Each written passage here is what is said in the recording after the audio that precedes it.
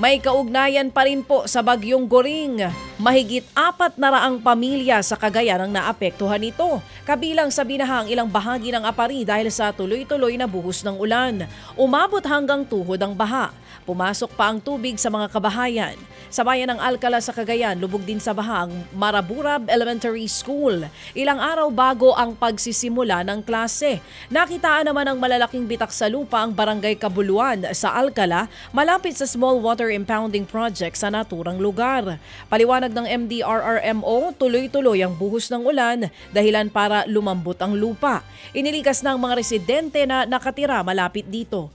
Pahirapan naman ang pagdaan sa ilang kalsada sa Rizal, Kalinga dahil nga sa baha. Inabisuhan ng mga maliliit na sasakyan na gumamit muna ng ibang ruta.